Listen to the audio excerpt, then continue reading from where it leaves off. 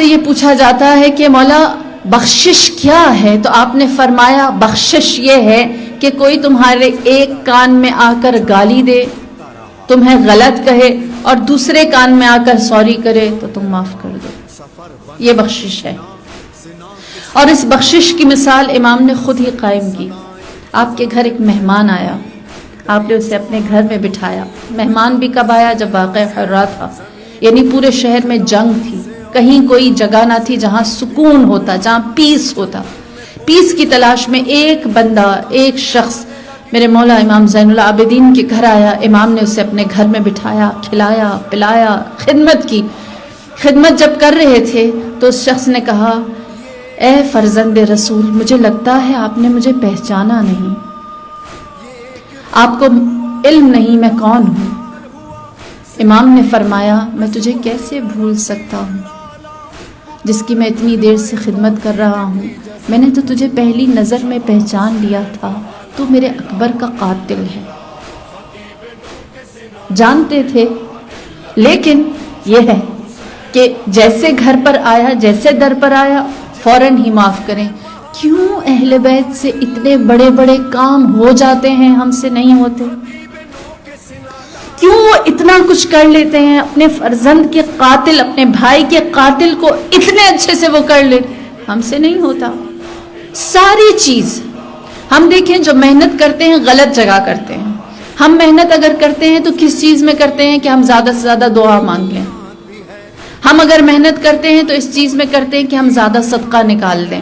ہماری نیکی یہی ہے، جبکہ ہمیں محنت کہاں کرنی ہے، ایفرٹ کہاں ڈالنی ہے، کوشش کہاں کرنی ہے، وے آف تھنکنگ چینج کرنے کی، سولوشنز کی طرف ہمارا جو اپروچ ہے وہ بہت ڈفرنٹ. جس طرح کہتے ہیں ایک شخص تھا، ملینر، ملٹی ملینر تھا جاپان کا، اور یہ سچی کہانی ہے، حقیقت میں ایسا ہوا.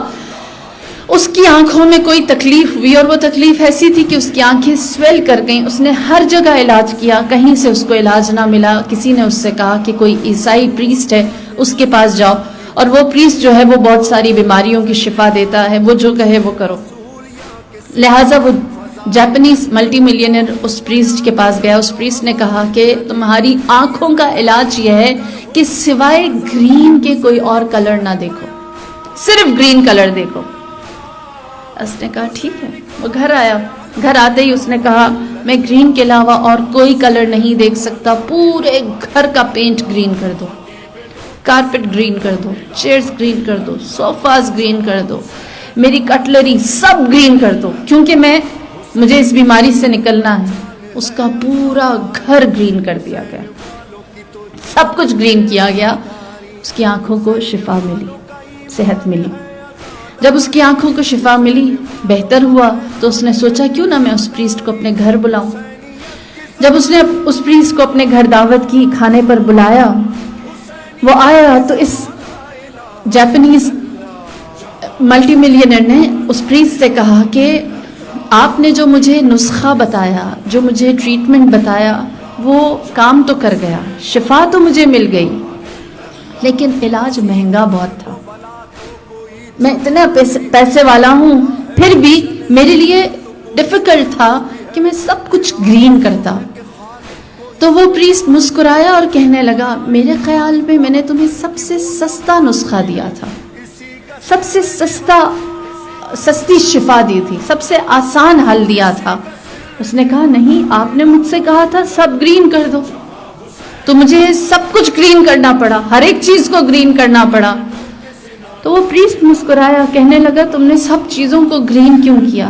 گرین گلاسز لگا لیتے، تمہیں سب کچھ گرین نظر آتا.